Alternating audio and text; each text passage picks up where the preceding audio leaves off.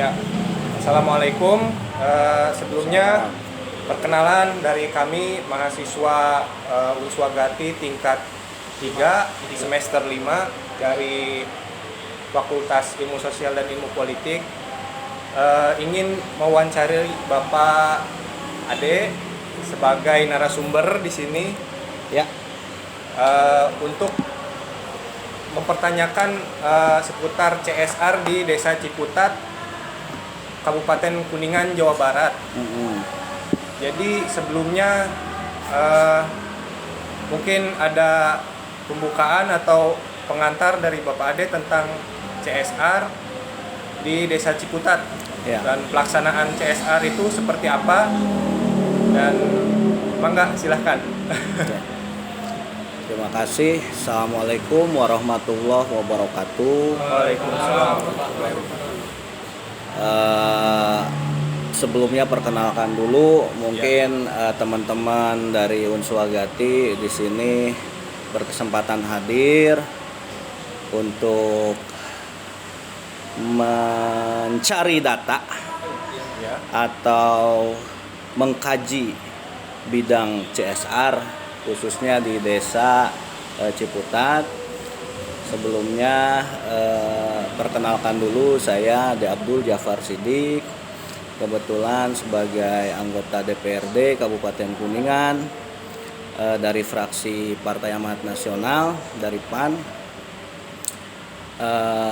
Mungkin kita bisa sharing, diskusi mengenai apa itu CSR, apa itu community development, apa itu step by stepnya, tahap-tahapnya, sehingga program-program CSR di kita ini bisa berjalan dengan baik.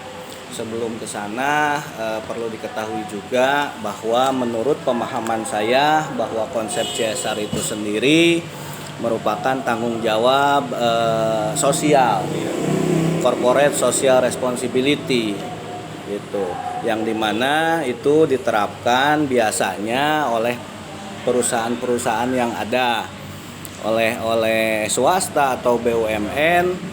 Itu diatur dalam, ada regulasinya, ada undang-undangnya bahwa setiap perusahaan wajib memberikan program-program tanggung jawab sosial kepada masyarakat dari apa yang telah dikontribusikan dari perusahaan itu sendiri. Lalu selanjutnya bahwa definisi dari corporate social responsibility itu bertujuan untuk pemberdayaan masyarakat, gitu. Kalau dikata masyarakat yang ada di sekitar perusahaan terdampak dari adanya perusahaan tersebut, maka perusahaan wajib bertanggung jawab dari segi program-program kegiatan yang akan diterapkan di masyarakat. Itu kira-kira sekilas mengenai definisi dari CSR itu sendiri, gitu. Jika tadi pertanyaannya sejauh mana penerapan program CSR di Desa Ciputat, saya ingin tahu dulu kenapa lokusnya ada di Desa Ciputat. Ya, mungkin dari segi skala dari Desa Ciputat bisa diketahui tidak terlalu besar, dan dari bentuk geografis dan dari sumber daya alam atau segala macam, jadi menuntut bukan ke segmen arah dari pemberdayaan yang dari sumber daya alam mungkin. Jadi pemerintah itu lebih menitik beratkan kepada perusahaan yang ingin membuka bidang usahanya di Desa Ciputat, mungkin seperti itu. Jadi perlu diketahui juga bahwa skala-skala penerapan CSR itu ada 3. Yang pertama skala makro, skala meso, dan mikro. Kalau kita berbicara makro, maka luang lingkupnya makin besar. Nasional mungkin, provinsi gitu. Kalau skala meso kita persempit lagi ke tingkat daerah. Kalau dikatakan ini ruang lingkupnya desa, mungkin skala mikro gitu.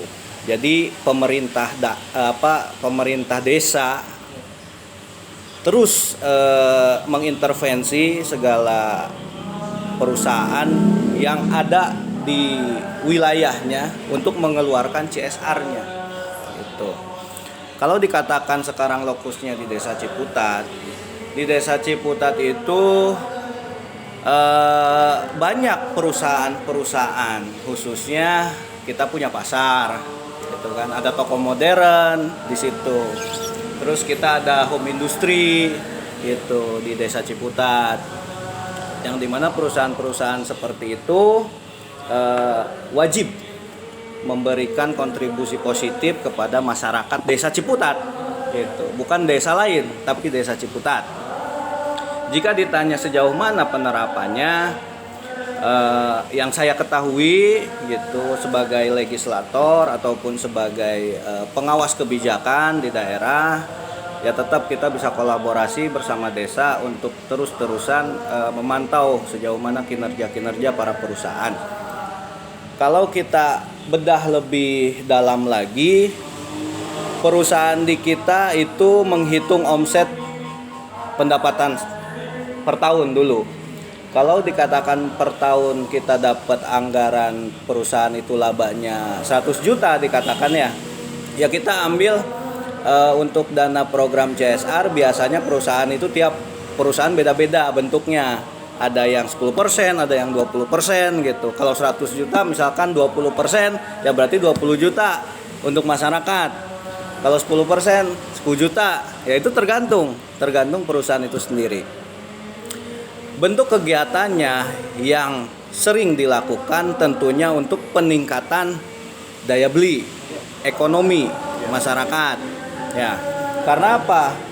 Dalam regulasi CSR itu harus terfokus kepada 3 pilar pembangunan manusia. Apa itu 3 pilar pembangunan manusia? Yang pertama ekonomi, yang kedua pengentasan kemiskinan, ya. Terus yang ketiga keberfungsian sosialnya, sehingga dia mempunyai keberfungsian sosial dari apa yang diberikan, bantuan-bantuan berupa apa, lalu program-program apa yang dilakukan, seperti itu. Di Desa Ciputat, alhamdulillah masyarakat kita di sini selalu disupport oleh perusahaan-perusahaan yang ada, yang tadi saya sebutkan, karena kita punya pasar, itu kan. Pasar itu kan bisa memiliki omset dari retribusi, dari sewa kontrak, dari yang dagang, parkir dan lain sebagainya. Nah, lalu itu dikelola oleh desa, itu pendapatan asli desa, sehingga nantinya dikembalikan lagi ke masyarakat berupa program kegiatan seperti infrastruktur atau bantuan ekonomi mikro, bantuan permodalan, seperti itu. Jadi masyarakat merasakan manfaat-manfaat dari perusahaan-perusahaan yang ada di sekitarnya. Lalu misalkan di sini ada pabrik kandang ayam. Itu kandang ayam kan tentunya menimbulkan polusi, gitu kan. Analisis mengenai dampak lingkungannya di situ dikaji. Radius berapa meter dari pemukiman, itu kan ketentuannya seperti itu. Nah, perusahaan ternak ayam tersebut juga terus-terusan melakukan kegiatan-kegiatan positif per tahun. Misalkan dalam rangka sekarang Covid, ya, dalam rangka Covid sekarang meskipun semuanya terdampak termasuk perusahaan tersebut, dia memberikan CSR di tahun 2020 sekarang. Nah, berupa bantuan sembako, itu bantuan sembako untuk masyarakat sekitar kandang ayamnya.